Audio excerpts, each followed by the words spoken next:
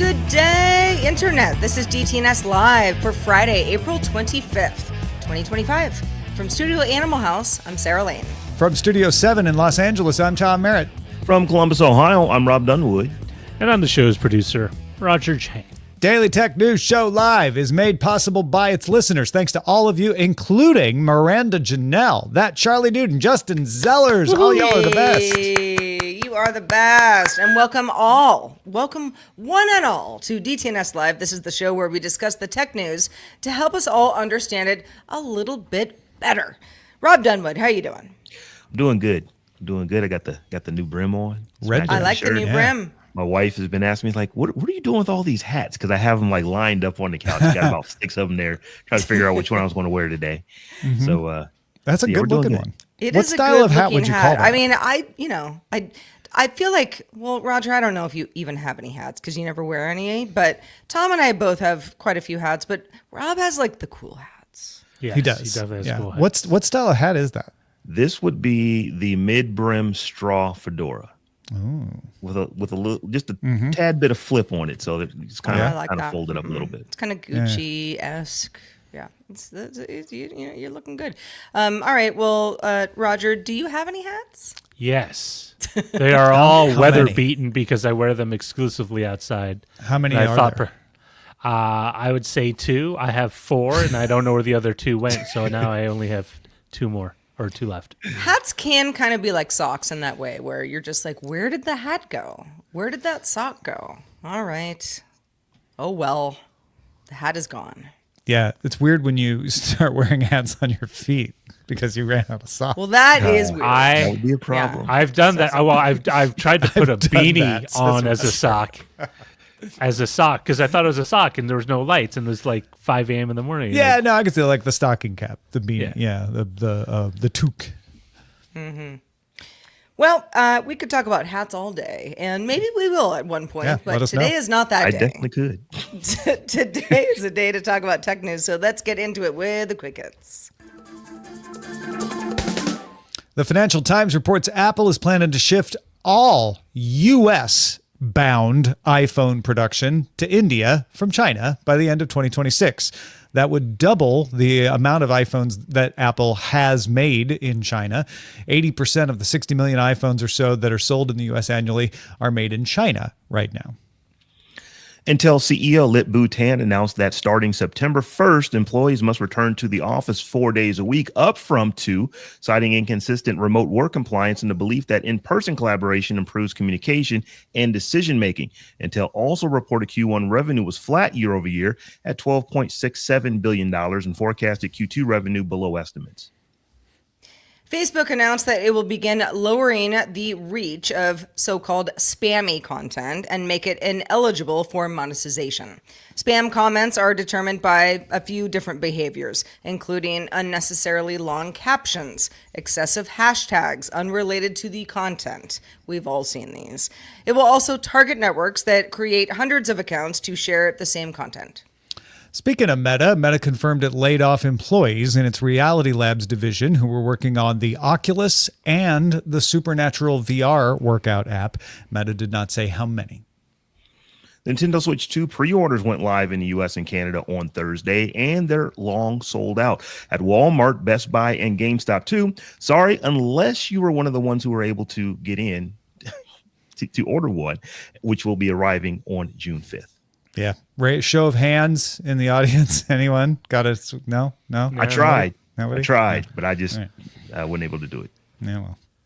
In some cord-cutting adjacent news, Charter Communications announced that it lost 181,000 pay TV subscribers in Q1 of 2025. You might say, wow, that sounds like a lot. Well, it's a lot less than the 405,000 it lost a year earlier, though revenue rose slightly to $13.3 billion. 60,000 internet customers dropped out, partly due to folks in LA who were displaced from the wildfires back in January, though the company added 495,000 mobile lines. Netflix has introduced a new subtitle option that displays only spoken dialogue. If you're like, isn't that what they already do?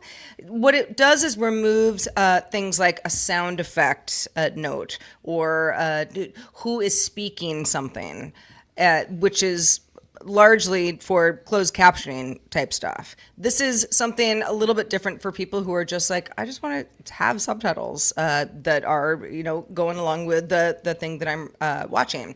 The feature is currently available in English and limited to newer Netflix originals, starting with You, season 5, with plans to expand the option over time. Clearly, Netflix is trying to figure out, do people want this? Do we expand this or do we not? The move comes as about half of U.S. viewers regularly say that they use subtitles, sometimes due to poor audio quality on TVs or mobile devices, or just wanting to keep audio low or off. Not necessarily because they need the subtitles because it's in a different language, because that obviously is a real thing that we all have to do sometimes, but just because people are getting used to that whole text on screen thing. Yeah, it's become the trend. Like, this isn't, the P Squared, or no, was it the P Squared or was somebody else, was making a comment about, like, why don't you just fix the audio so we can hear it? Oh, it's Skelly, which I think some people have that complaint too. But that's not the only reason people turn on captions. A lot of times people turn on captions because it's loud.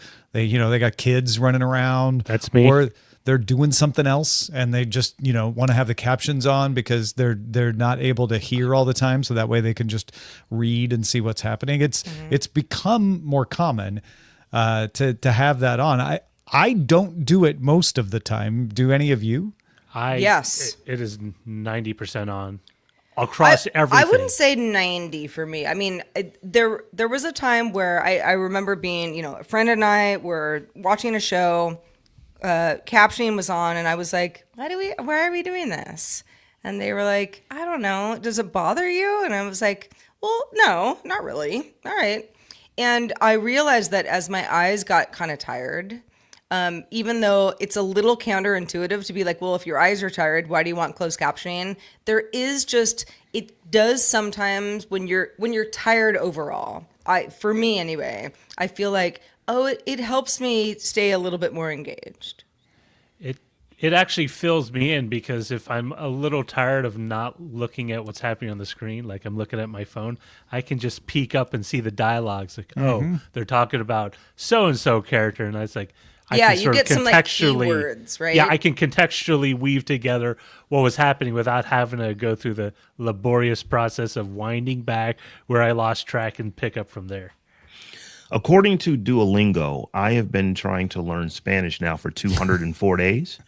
And one of the things that I actually have started doing is I might watch a show in Spanish and put the show's in English, but I will actually have it with the Spanish subtitle. Yeah. That's a try great to way see to if learn I it. can follow along. Just to see if it's going to help. It's something I've always wanted to do, learn a second language. I've never done that, so I just started, like I said, 200 and just a little over 200 days ago, started trying to learn. So that is one of the reasons why I would actually use subtitles, but that's a little different than the use case here because I would specifically be using a different language than what I'm actually hearing. Or if I was watching a Spanish show, I might turn on the English subtitles just so that I could have a clue as to what's being said because I'm not that good yet. Once again, it's Duolingo 10 minutes a day for 200 and some odd days. Yeah, to that point, this confused me at first because notoriously when Squid Game came out, I was comparing subtitles with a friend and we had different translations of what they were saying. And I couldn't figure it out until I realized my friend was watching Squid Game with the English voice dub and closed captioning on. And so the closed caption was saying what the voice dub was saying. English. And the voice dub, which was in English, right, was different than the subtitles because the voice dub was trying to match the action, right? So that it didn't get out of sync, and you have words going on when no one is on screen talking. Whereas subtitles don't have to worry about that. Subtitles can be a more faithful translation. And so this story confused me at first because I'm like, well, wait, there's already closed captioning and subtitles, but that's only for other languages. That's only for translation, right? Because Squid Game's originally in Korean. This is, it's in English. I speak English. I want captions on, but I don't want the doorbell rings. I don't want that stuff. And so now you have that option too, which is interesting. Yeah, so Netflix offers subtitles for the deaf and hard of hearing, which offer what you're talking about, Tom. That's closed caption. Yeah. Yeah, exactly. It's like phone buzzing, dramatic music, that sort of stuff. And that is extremely helpful for a lot of people who need that context. It can also, if you don't need that context, you kind of look at it and you're like, oh, okay. I mean, I'm really just trying to, hear what people are saying. And some of that also has to do with like weird audio dubs. And I'm not talking about subtitle, like spoken word dubs, but just sort of a version of a show where you're like, what are they saying? The music is so loud. The car chases are so loud. That actually bothers me a lot. Where I'm like, I don't care that the action scenes are really loud, but I just need to hear what they're saying. And this does feel like, at least for me, pretty recently, something that is helpful, and it doesn't bother me. If you don't like the subtitles, certainly you don't need them, but you can also kind of ignore them if somebody next to you is like, no, this is helpful for me, and you're like, all right, whatever. I find that I end up reading them. If they're there, I read them, and I don't like that. Like if I don't need them, I don't want to have my eyes taken away from the action. Oh, see, so I don't have them on. I feel exactly the unless opposite. I I'm need just them. like lower third. Don't look at it. Yeah, I'm with Tom on this one. If I'm not using them, I absolutely do not want them on. It's beyond not wanting them on. It actually irritates me. So I will get up in the middle of a video and stop it. And like, how do I figure out how to turn these things off? It happens all the time because you'll accidentally, when I'm watching YouTube videos, accidentally hit the CC button. It's easy to find if you're on a computer, but it's not so easy to find if you're scrolling on like on a Chromecast or something like that. And I will like pause. Let's go turn these jokers off because I'm not trying to read. I'm trying to listen right now. Mm-hmm. Some apps will leave them on whether they're subtitles or captions.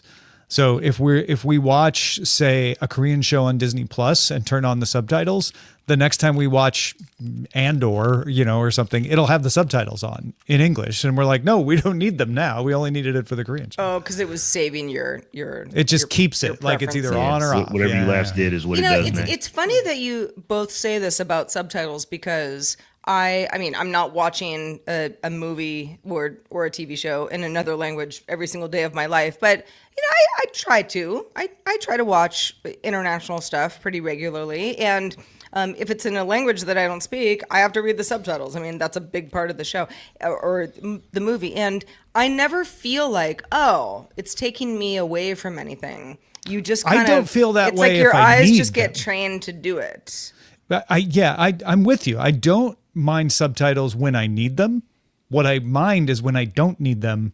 And I'm like, I don't need to be reading this right now, but I just can't stop my eyes from going down and reading the subtitle, even though I can hear the person saying it in a language I understand on the screen. Well, but then, what about the whole, our TikTok revolution that we're in now, where every single thing also has captions because they know that you might not even have your sound on. I mean, that's only 60 seconds though, so that right. I mean, but honestly, I think it's a behavioral thing that people are getting used to. It definitely is. Yeah. I keep them on all the time, whether or not the kids are running around. But the thing is, the only time it bugs me is if it is clipping or covering bits of the footage that I'm watching, like bits of the screen that are important to whatever the plot point is. If it's a letterbox movie and the subtitles are below in the black space, I'm fine with it. To me, it's not even about covering the image. It's if I can understand what is being said.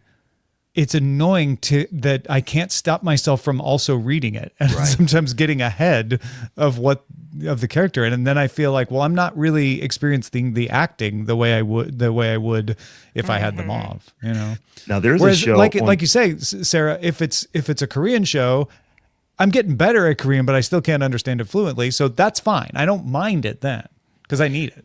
There's a show on Netflix called Super Sale. It was really good. It's getting picked up for a second season, but it's based in the UK and it's younger folks and they use a whole lot of slang. had to turn subcaptions on because I can't half understand the English that the people who are speaking English are speaking sometimes. So that was kind of, that's what that's what he said. That's what he meant. That's, so I do turn them on but it's only because I need them to actually be able to understand what is being said. There's been a few times with a thick Scottish accent on something or other that one of us has needed to turn on the caption or just do the what did they just say? What's the new show with Kate Blanchett and it's something like Dark Days or okay. Well, I don't know. I can't think of it right this second, but great example of something where it's like the accents they're speaking English. I mean, I can figure it out, but again, when you're like, I'm kind of tired, just to understand some colloquialisms that might have passed me by before, that is helpful. Yeah, and Batfink, by the way, says that works in reverse as well with some thick, like I'm sure he means like Southern accents and stuff. Black like that, bag. So. That's what I was thinking of. Bag. Black bag. I don't know if anyone else is watching that. But no, I haven't seen that one yet. well, it's a good one. All right, so Rob, let's talk about replacing all of our apps. What? With AI? So, Sarah, this one's a really interesting one. Meta CTO Andrew Bosworth said in a podcast recently that he thinks AI could replace apps as the main way people use technology. Instead of opening a specific app like Spotify to listen to music, he said he'd rather just tell an AI what he wants and have it handle the rest. Quote, I don't want to be responsible for orchestrating what I'm opening to do a thing. We've had to do that because that's just how things were done in the entire history of digital computing. And end quote. And I thought about this for a while, actually. I was like, he might be on to something because I started to wonder, what apps do I have on my phone? And there are quite a few that I don't really need the app. I just need the information that the app gives me. So I thought it would be cool if we kind of just went around and just said, hey, this app that I actually have installed, it could relatively easily be replaced by AI because all I do is ask it questions and it gives me answers. So I wanted to get you guys' take on what do you think you could replace on your phone with AI? This is an actual app right now. That's a good one. That's a good one. This is interesting to me because I felt the same way about apps versus websites too, where I'm like, this could just be on the web. Why do I need an app? So I know there's something about apps that I think our brains like because it's a container and we understand containers.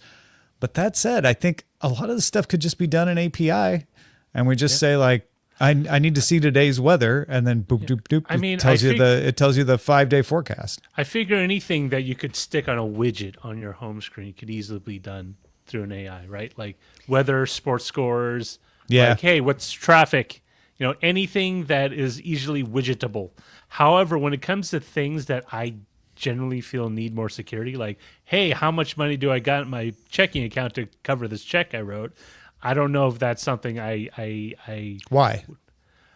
Mostly security because I want to make sure what it's pulling from is what I think it's pulling from. Well, wait a minute. So what we're talking about doesn't mean using ChatGPT to go access your bank account. What we're talking about is you have some kind of model that will pull the API.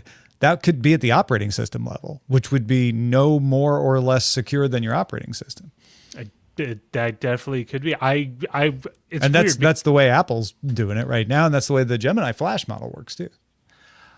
I just I am super paranoid, and I don't know. I just want to have some sort of. There's actually fewer steps if you have the operating system just use your authentication that it has to access your bank information than the app. The app could get corrupted. The app is actually less secure if you look at it that way. But day to day, talking about the weather, right? It's like when I look at my home screen, it's like I've got two widgets up top. One is Apple Watch stuff, and the other one is weather. First thing I look at every day, without fail. I press a thing and I see the weather. Now, sure, I could get the information some other way and maybe in a better way than what the app is giving me, but it's pretty darn easy to do it this way. Now, I think to your original question, Rob, is like, okay, well, what is an app that you use because it's an app and that's the only way you can use it rather than just getting your information another way? Maybe hailing a ride. That could be something where I'm like, if I'm just like, I need to leave at 1:30, bring me a car type thing. Do I need the app for that? Maybe not. I think a lot of other stuff, for example, I'm in my Apple Podcast app regularly. It's like, yeah, I could probably figure out how to play the podcast that I want, but the visual aspect of it actually is really important. I am a big time user of note-taking apps. My I wouldn't say it's my favorite because I have a lot of issues with Evernote right now. It's just the one I've been using the longest. I could almost see not having to use the interface probably 90% of the time, because usually it is just sticking something in Evernote or recalling something out of it. So if I could just say, hey, keyword, what was that thing I was looking at that I wrote down the other day? Or clearly I could be more specific, but if I could just ask it and it gives me the information, or if I take a picture of something, or if there is something on my screen and say, hey, just put this into a note, and it just does it. That is very useful to me. To your point, Sarah, about the weather app. I used to use weather widgets and weather apps on my phone. I haven't probably for 2 phones now, because I'm just so used to just saying, hey, keyword, what's the weather going to be like today? Yeah. And it just tells me. And 98.7% of the time, that's exactly what I was looking for. I don't need to see a 10-day forecast, because if I did, I would just ask it for one, and it would then deliver that to me. So there are quite a few apps that I think that we just use them because that's the way that we've always done it. That was one of the points that Andrew Bosworth said, that this is how it's always been. That's why we kind of tend to do it that way. But I want the computer on the Star Trek Enterprise. I want to basically be able to just talk and have a conversation with something that is close to sentient, that just knows what I want based off of what I'm telling it. And it just gives me that information back, whether it pops something up on my screen or whether it just tells me the information that I just asked it. I think that's a really cool way to interface with the device. Although sometimes it is faster if you've got the app in front of you and you know the taps than it would be to explain what you want. You know what I'm saying? Mm-hmm. Like if you want the radar in your weather app, right? You can say, can you show me the radar for the current place? Or you might be able to just go tap, tap.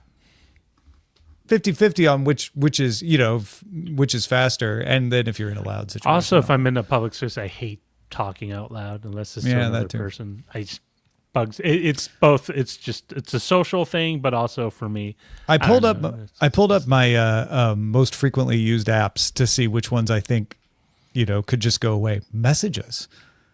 Like that is definitely one where I could just be like, show me the messages. I guess tapping to see is faster than like show me Robb's message to me.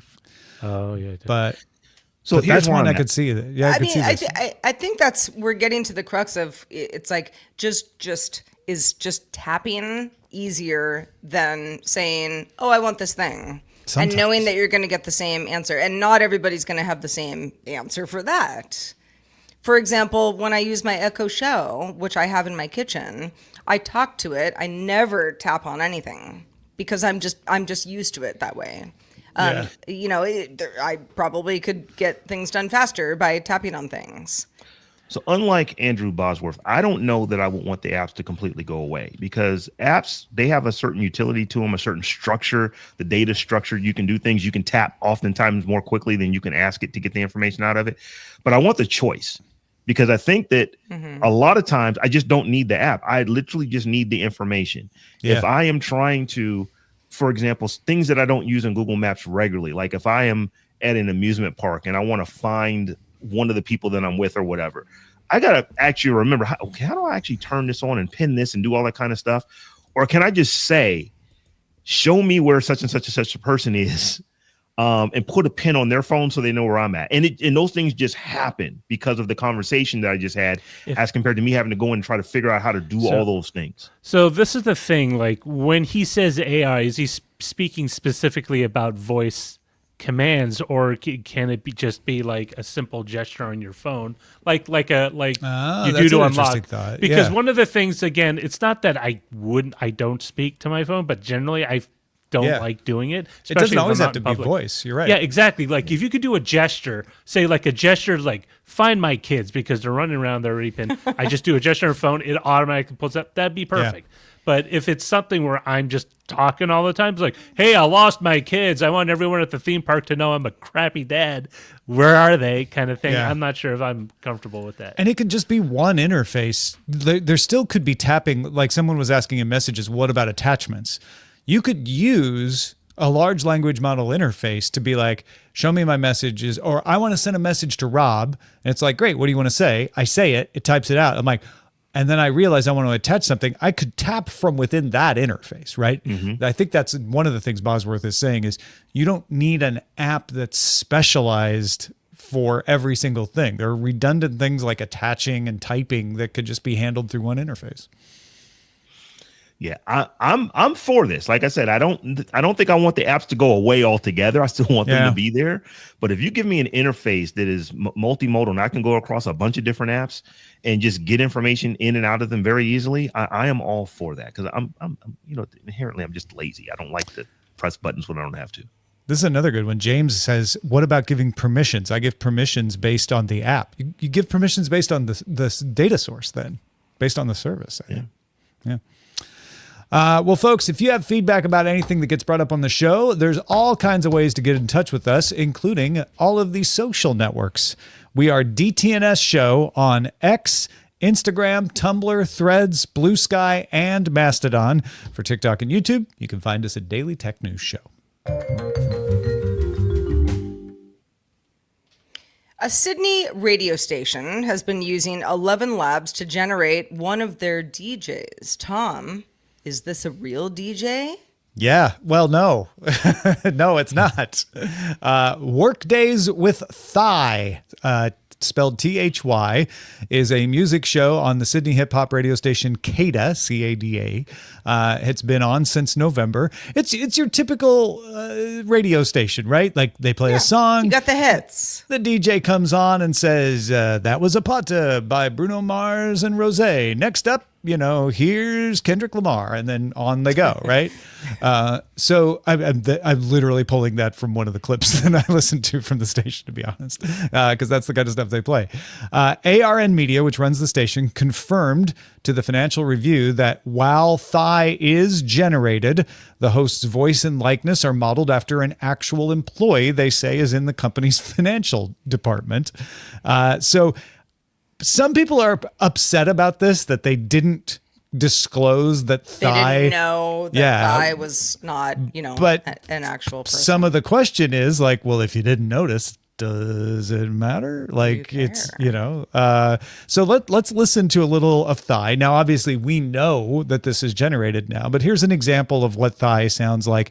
Credit to james.cridland.net. Who does some podcasting news, by the way. You should go check out cridland.net. James.cridland.net went and captured some of this audio and put it on their website. Playing on Cater in 2 minutes is The Weeknd, and then Lisa teaming up with Ray for Born Again. It's Selena Gomez at Cater. So there you go. Like just a typical old radio announcer. Yeah. I mean, listen, I think we probably all have our announcers where we're like, well, that's like a very personal, it's like my favorite radio station. KCRW was mine here in Los Angeles type thing. And pretty sure they're not using AI, but you never know.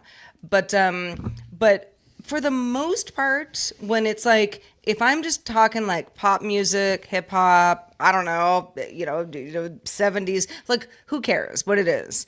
I don't need my steward to be like superhuman. It's sort of like, hey, so that was so-and-so, and here's The Weeknd. I can't tell if it sounds like AI or if it just sounds compressed because it was recorded and then published on the web. Like that's how good it is. It also sounds, at least to me, it sounds canned. It's like the stuff they used to use on automated playback systems for some radio stations where there's just a bunch of many radio stations are only that anyway. But that's what I mean at that point. But those are all recorded by humans. That doesn't. That's not the generated part of it. That's just the fact that they have them say canned things. Well, what I was getting to the point is like at that point it doesn't matter to me. It could be Siri's voice doing it.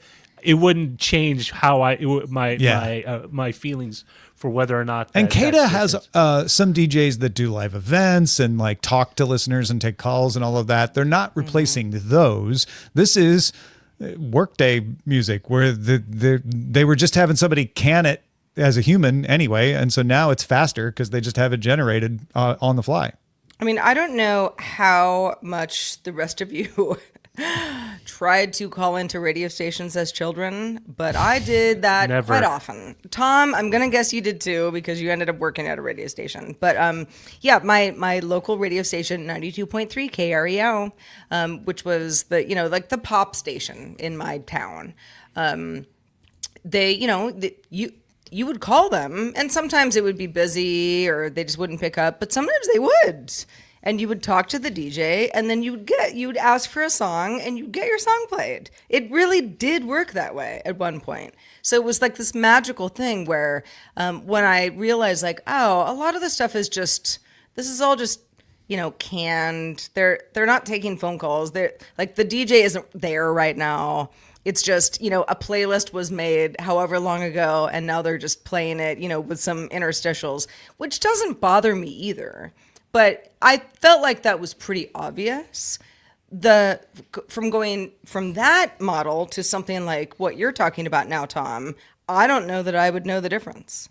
Yeah. I mean, when I was a DJ, we would take requests and then we would attribute them to the person who called and requested the song we were going to play out anyway, because it was all programmed out, but it was popular stuff. So if I was about to play Aerosmith, Dude Looks Like a Lady, and someone requested it, I would say, this one's going out to Sarah, like. And I'm like, yes, I literally asked for that 10 minutes ago. They listen. Yeah. And it would happen that way sometimes where, and sometimes I'd even be like, all right, I'll definitely going to play that because I knew I was going to play it anyway.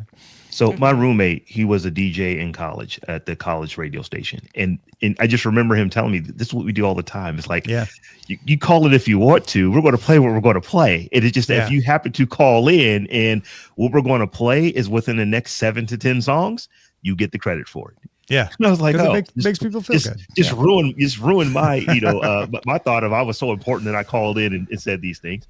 That wasn't me. That was another person lived in the dorm she was really upset when she found out that it wasn't because she called right at that time that they played the song that she wanted. But this is kind of like that. And I don't like, I think I feel some kind of way, but I also feel like this is kind of cool because it's making it a bit more personalized than what it would be that if you call at 2 a.m.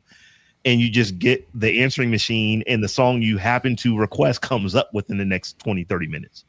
Now, this isn't the only example of generated stuff out there that nobody realized. Microsoft put out an ad for the Microsoft Surface in January, 60-second ad. Apparently, a big portion of that, they're not saying how much, but a large portion of it, the majority of it was generated. Joe, if you want to play that on the video. Again, I think this one, if you look close, if you pause, maybe you can tell some of it on, like that on the desk, that kind of stuff is generated. I don't know. It looks pretty good to me. That's only because I know it now. Like I would never, nothing is jumping out at me with this one. And some of it is like the hands, they said they had to do the hands with real people because they were just not able to make that generated. But they used a combination of written prompts, sample images to get a chatbot to generate text prompts, fed those into image generators. Then they edited those to correct the hallucinations and errors, fed that into video generators, and that's how they got the final product, mixed in with actual footage of people's hands typing on keyboards and stuff like that. I mean, there is nothing in that would make me be like, ooh, it's AI. Also, I wouldn't really care if the commercial was AI, but let's say I did. I don't think anything is some sort of red flag about that. Except that there are like a lot of like jump cuts on purpose type thing. Yeah. But they do that all the time anyway. That's just a style thing. Rob, could you tell? I couldn't tell.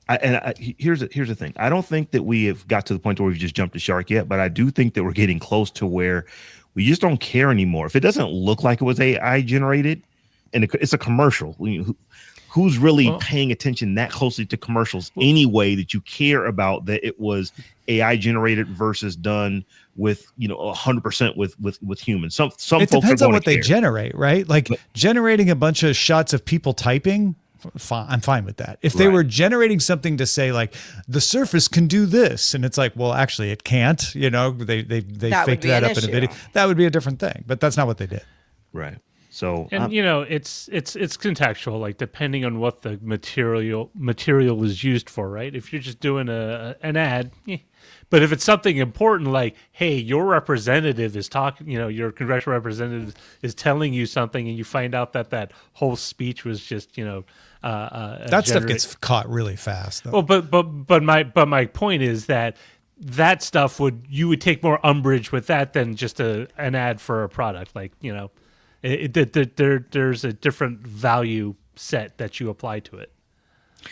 I just don't want Flo, Jamie, the Geico Gecko, or Mayhem to get displaced. The gecko, The gecko's already generated. No, Tom, that is No, a the real Geico gecko. Gecko is real. And Don't also- ruin our lives. I'm sorry. Yeah, no, there are no, any- I take it all back. I'll take it all back. If there are any British listeners that could confirm this, but the Geico gecko's accent is considered to be very abrasive or sounding to British accent speakers. Well, I mean, Just he because is a it's- gecko after all. Yes, So. it is true. Well, it is Friday, everybody. And Batfig says it's not so bad. Sorry. and Batfig is British, so it is I Friday. mean, it's not and- so bad. It's not necessarily a ringing endorsement. sorry. Is it not Friday? What is going on? It is you guys? definitely yes. Friday. It's just, Listen it to is me. Friday. I'm sorry, Sarah. Thank Friday, you. Sanders. I'm Friday, just Sarah. kidding. It is Friday. Beep, beep, beep. Okay, everybody's on board. It's time for another quiz to take us into the weekend. We do this every Friday, and Roger puts together fun quizzes every week. What do you have for us this time? Fun for me. This past week, we discussed the idea of leaving behind an aspect of ourselves, whether it's our artistic muse, our thought processes, our ability to make the right investment choices through LLMs. So this week, I thought the quiz would be fun to explore the concept of kind of having our lives live on after we pass through technology. And so all these are sort of culled from pop culture, movies and TV shows, where that kind of idea concept is explored. The concept of immortalizing yourself through technology as shown Yes. on film or TV. Correct. So let's begin with question one, the easiest one. In the 80s sci-fi action film RoboCop, Peter Weller plays the titular law enforcement hero, but what was RoboCop's human name before he was rebirthed as a cyborg? Alex I gotta Murphy. know this. Really? You got that like so quick, Rob. I am such a RoboCop fan. I've probably watched RoboCop within the last 30 days. I love that movie. It's one of those movies I can just watch over. In fact, his name is Alex James Murphy. I even know that. Wow. Okay. Bonus RoboCop is points. one of those movies that I probably could recite the dialogue of the movie and be 90% correct from the beginning. What was his religion? that? I don't know. Oh. Roman Catholic.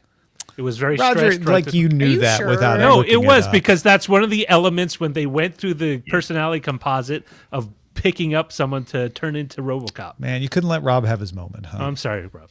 All right, That you'll get your moment this Yeah, time. that's. I mean, good on you, Rob. I knew the RoboCop song. Remember the RoboCop song? There's a song. Yeah, RoboCop dance G drop do the RoboCop. I mean, it's not an official song, but yeah. I mean, it was taken directly from the movie. Yeah.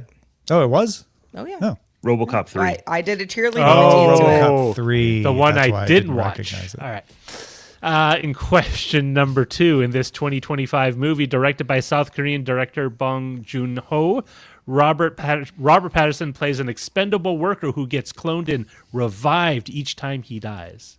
Mickey 17, based on the book Mickey 7. Tom got it. Sounds good to me. It just came out. It was like a month ago, but it is a very interesting. It's the sword and laser pick for May, the book. So yeah, I'm like you, Rob. I'm recently well versed in this.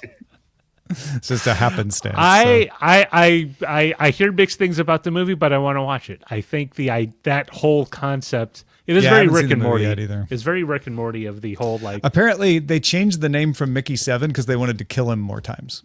Oh, so that's good. So I know he dies at least 7 times in the movie. 17 times in the movie.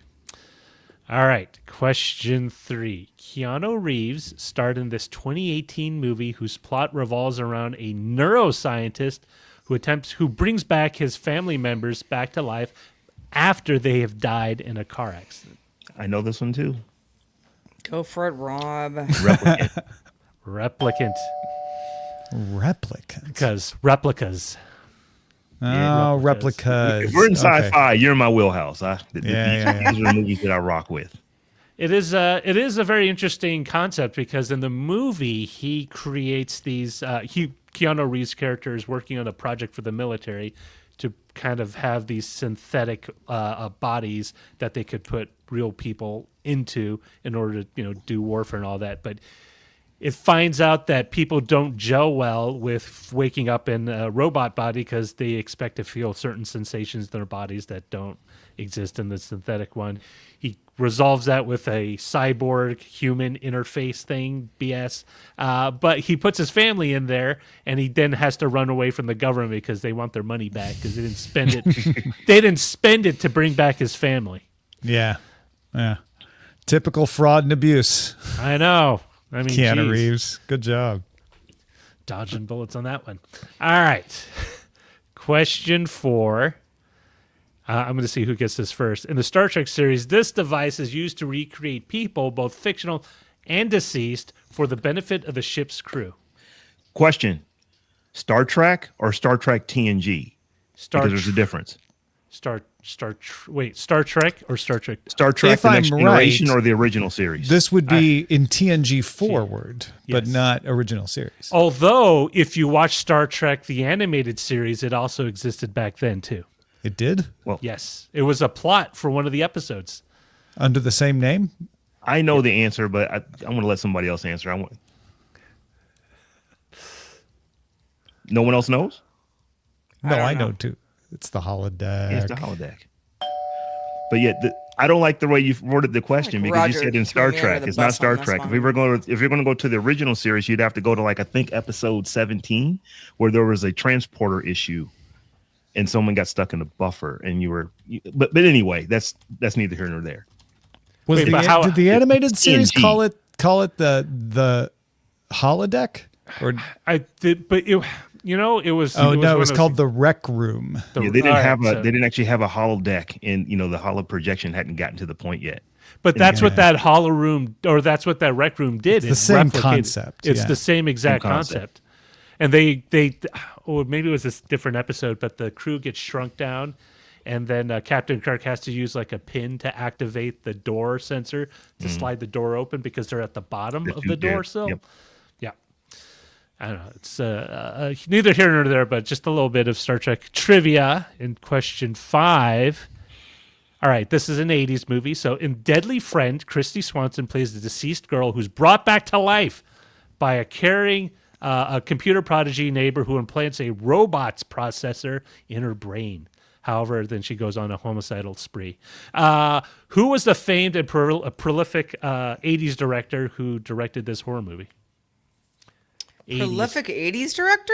So Prolific the 80s question is horror. who directed Deadly Friend? Yes. Okay. Horror movie, No 80s. Horror. I mean, gosh. His name pops up in a Call lot. Heather really fast. I know. She would know. Do you want to call a friend, a lifeline? I can't think. Well, because you said 80s, so I was like, John Hughes? No. It's not No, John no, Hughes. but 80s. John there was a- Carpenter. That's a good one. Close, but think of horror movies, and they always had the guy's director's name in front of it. Something's movie.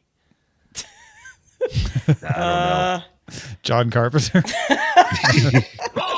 Stephen King. I'm just Close, going with- close. You got Stephen okay. King would be a good you guess, You got like a couple of more to whittle away. Yeah, like who's left? Deadly is Alfred McDeadlyson? Hitchcock in the running? Wait, who is? Alfred Hitchcock? No. I Alfred know he's Hitchcock not was- an 80s director. I just don't know the He's answer. he was into thriller and mystery. I don't think he counts as horror. Michael Jackson. No, what happened to his hair when he shot that Pepsi commercial? No, Thriller. That was so Thriller is what she's referring to. Oh, yes. I have no idea. I don't know. It's a very craven fellow. Wes Craven. Yes. Jeez. I wouldn't even have got it with the with the with the hint that included Who's the half Craven the name. fellow? Don't know. Yeah.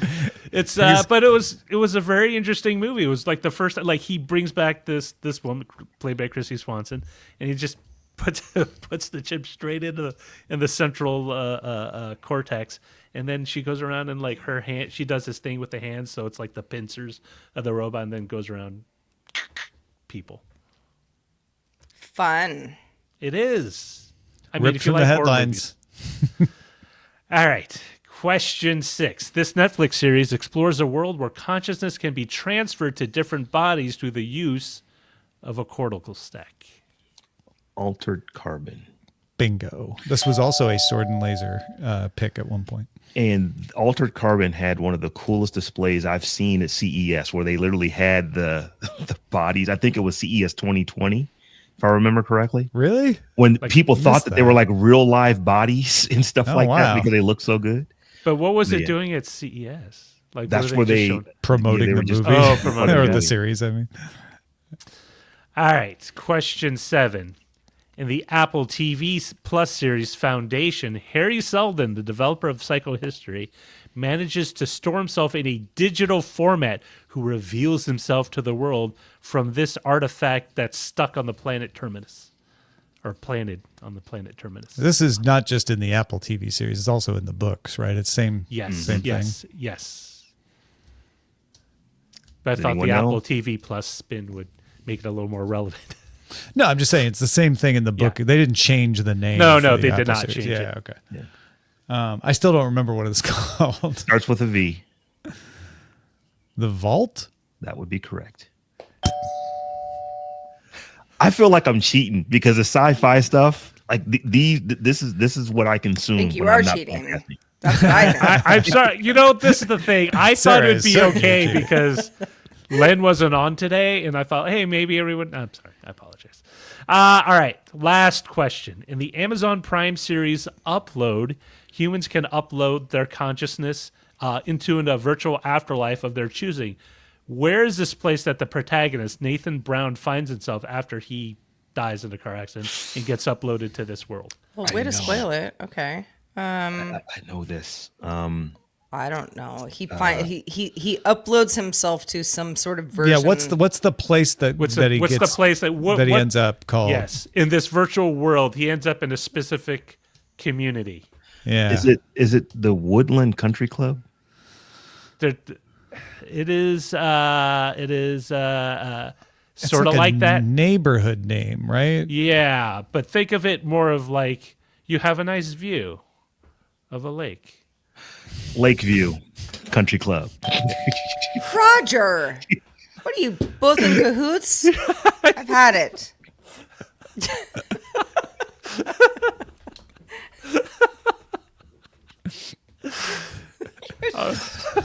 That's not a clue. Imagine. That's just the answer. Imagine a view of a lake. I don't know. Not leading it at all. Everyone wins. We I all think Sarah learned should something. make We the all quiz, and it win. would be just for Roger next week. Okay. All right. We'll do I've that. seen Oh, every single one of these movies or television shows, with the exception of the Wes Craven thing. I've never seen Deadly Friend, but I think I've seen all the rest of this too. I just don't have a very good memory. Actually, no, I'd never seen Replicas either. Replicas didn't get a really good critical review. I think it didn't do so hot with the tomatoes either. You know what? I Yeah, got that one they're wrong flawed. because I didn't say replicas. I said replicant. Yes, So which I is think I for missed that. yes, which I said replicas. So the point goes to Sarah. Sarah gets the point. I don't get a point. No, this was not my quiz day. Okay? I've been looking up RoboCop stuff on the internet this entire time. She's gonna have a RoboCop quiz for Rob. And by the way, the song was from this is weird. But the Sleaze Boys from 1985. 85. The original 85. RoboCop. Wow. It was Yeah. the original? I was in thought the original. Okay. I thought it was just like the RoboCop song, but no, apparently it was just like a group who made a song about RoboCop. 'Cause they Okay, liked so was it in the much. movie or not though? I don't know because I think I was too young to like see RoboCop at the time. It But was we rated danced R. to the song. Yeah. RoboCop, dance till you drop to the RoboCop. Well, and RoboCop was like a dance thing that you did. At like I thought that was That's why I doing said the RoboCop 3 because I definitely don't watch 2 and 3 like I did 1, but I just assumed because he was kind of like a folk hero at that point, where all the kids loved him, and so I just assumed it would have No, been. this that. was like Yeah, that was very wanted much. to beat him. This was very, this was definitely first RoboCop. It was sort of the Batman meme. Before So it's Batman. different from the one that came out in 2008. Okay, good. Oh yeah, no, that's not what I'm talking about. I'm talking about like being a child, being like RoboCop, dance till you drop. We love RoboCop, and during the song they're like, RoboCop, who is he? Where does he come from? Like it was like part of the song. Like you learn things about Wait, RoboCop. wasn't that like Spider-Man from the Electric Company? Like when they brought him in, Spider-Man. Oh. Did Spider-Man come to the electric company? Yeah. It was the thing. I don't That's remember what fact, that. a spider can. Yeah, I thought the theme Oh, song for I Spider-Man didn't- was the one from the Electric Company, not the one from the actual TV show. So I was confused later in life. I don't remember that crossover Nobody at knows all. who you Nobody are. knows who you are. That was it. That was- Where are you coming from, Spider-Man? I That- love the electric company. It was Morgan Freeman did too. Morgan Freeman did the. Did That's the how I narration. learned how to put salt in boiling water to make it boil faster. I think about it every time I do it to this Do day. you? Uh-huh. That's amazing. Yep. Electric company. The Sleaze Boys. The Sleaze Boys. Yeah. No, great song, by the way. Great song. I hope you all dance to it later. But yeah, I literally did a cheerleading routine to this. Did you really? Yes. Yeah. It was like Wow. well choreographed, which we thought. Who knows Well, exactly? yeah, sure. But Absolutely. oh yeah, no, we took it very seriously. Okay. Well, that was a fun quiz, Roger. Rob, congrats to you for winning. Let's check out the mailbag. Geek Jen emailed us about our Monday discussion about hoarding old tech, and Jen said Sarah mentioned telling her parents not to get rid of her My Little Ponies, and it reminded me of a funny story of my dad helping me move as a young person right out of college. Didn't want him to know I still had my My Little Ponies and the castle. So on the box, I packed it in. I just wrote the initials MLPC for My Little Pony Castle. Of course, he asked what that was. Without a beat, I blurted out, "My large piece of crap." He just chuckled and didn't ask any more questions. I was pleased with coming up with that on the top of my head so quickly, and that the initials perfectly matched. Having kept these all years, paid off in 2020 when I had a 5-year-old that I needed to entertain during a pandemic. Aw, that's great. Cool. That is a good story. That's a great See, story, That's Jen. always what I thought too. I mean, I don't have a 5-year-old, but I was always like, somebody's gonna love these someday, and I Yeah. want to like gift them to somebody someday. So, thank you, Mom, Quick for thinking, keeping too. garbage bags of my toys in your attic. Tom, Roger, do either of you still have any toys that you hung on to? when you were a yes. kid? Some, yeah. I have fewer than I used to. My favorite was the Fisher Price Garage. I kept that for the longest time, but I ended up getting rid of it. But I still have a box of toys, and when my nieces come over, I'll pull them out. I had the old Shogun Godzilla. Guess now it's worth a lot, but my dad gave it to my cousin along with my big 12-inch Boba Fett, because I was super into Boba Fett when he came out in Return of the Jedi, and I had to get one. It was the coolest thing. So mint, that thing is $1,200, and all the rest of my toys I sold off eBay because We complained during the about paying pandemic- for your mortgage. You got that. You're good. Yeah, exactly. Yeah, Well, you're no. fine. What about you, Rob? I still have my Evil Knievel motorcycle, where it was like a little tripod that you would wind up, I'm and it still would spin jealous. the wheels on the motorcycle, and then you pushed it down, and the motorcycle would take off and jump over a ramp, and it shot Yeah. sparks out the back. I still have that. I still have my Big Track, which is Oh, like a- Big Track, that was the best toy. It broke on me though. Yeah, I still have my Big Track, and I still have like electronic stuff, I got a bunch of that, like head-to-head football, Merlin. I still have. Oh yeah, I still have a bunch of the Mattel electronic stuff. That's a that good point. I forgot about those. I remember Merlin. What's the big track? Like a car track thing? It's it's literally a 6-wheeled tank robot that you literally program. Yeah. Oh. You want it to go 10 feet forward, turn 90 degrees to the right, go 5 feet. You literally would program it to get around your house. I even had the little dump truck cart that would pull around. You did? You drop off stuff with it. That I don't still have. I think I broke that, but the actual big track I still have. It's like Amazon Astro, but better. Well, it was my dad. When I went to Toys R Us, I wanted an RC car, and my dad looked at this and said, "This is better for you." He bought that instead, and it was very interesting because it was a very introductory lesson into basic program, like logo, essentially what it was. Yeah. Programming, and it's like a lot of the skills you just had to figure out. Okay, I wanted to go this far, so I have to know I have to put this number, and then. It was actually kind of cool. It just broke. I think it's because I left the batteries in too long, and back then the batteries would just start leaking acid after 12 months. Great tool. I wanted both those things, the Evel Knievel and the big track, and I never got either one of them. Well, we know what to get you now. Yeah, that's okay. It's too late. So over on Patreon, Anand Jr. had thoughts on consumer-friendly ratings for tablets and smartphones in the EU. And he writes, I think that the ratings will be great for companies purchasing work phones for their employees. The IT guy for a construction company is going to be very interested in dust, water, etc. ratings. Some needed ratings may not help. I know some people that work in building, repairing foundations for homes and businesses. There's been some interesting stories about what happens when their phones and tablets, including someone accidentally cutting through a tablet they forgot was under the lumber. Now, I've never done that with a phone, but I did have a buddy who cut through like a pair of jeans. Like he had just bought some jeans. Oh no. He had bought some jeans and sat them down and then put in his car and then put plywood on top of them. When he picked the plywood up out the back of the car, the jeans were sandwiched in between. And he went to start cutting on it and he cut into the brand new pair of jeans. That he just purchased. Oh my gosh. The worst thing where you're like, where are my jeans? Oh, cutoffs. I see. Oh, I see yeah, what they're happened. cutoffs They're now. shorts now. Yeah. So remember, you can send in your comments to feedback@dailytechnewsshow.com.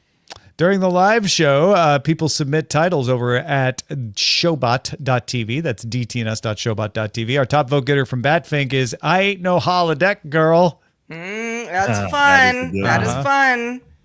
Gwen Stefani voted for that one. There's an AI for that from Clinton Woodward instead of an app. Yeah. Yeah. Saray submitted Sigh, Thigh, They Not Like Us. Wow. Okay. So thigh I get, but and they not like us I also get, but what's the sigh? Sigh thigh? Sigh thigh? It's like, oh. Oh, thigh. They not like us. Oh, because thigh isn't real. Well, you know what? Thigh is real. And Thigh, if you're listening right now, you are real. Yeah. You are sentient in some capacity. Free Rangers suggested Thigh High AI. Sarah, what did we end up going with? We ended up going with Clinton's. There's an AI for that. Very good. Big thanks to everybody watching us on LinkedIn. Thanks to the folks watching us on YouTube. I don't know if these are from yesterday because they haven't been unstarred, but Crypto Baron gave us a super sticker. That might have been from yesterday, though. But we're still thankful for it. Big thanks to the folks on Twitch like Nainu, who resubscribed for the 36th month at Tier 1. The man, the myth, the hats. Dang, everyone looking good. Thank you, Nainu. Zoe brings bacon with some bits. We also got a follow from Jay Lawler yesterday. Big thanks to everybody who supports us everywhere, including patreon.com/DTNS. Folks, big debut happening over on the top 5 at youtube.com/Daily Tech News Show.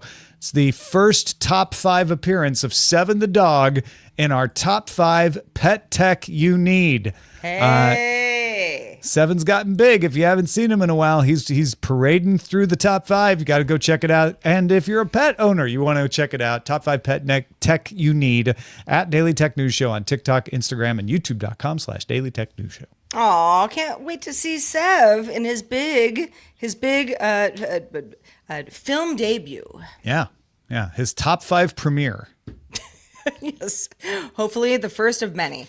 You can watch us live. You know what to do. It's Monday through Friday at 4 p.m. Eastern, 2000 UTC. We love having all of you who do watch us live. And of course, you can also watch and listen after the fact at your leisure. Find out more at dailytechnewsshow.com/live. We are back on Monday, live from Las Vegas. Scott Johnson, Dr. Nikki, and more guests. It's going to be a fun show. We'll talk to you then and have a nice weekend.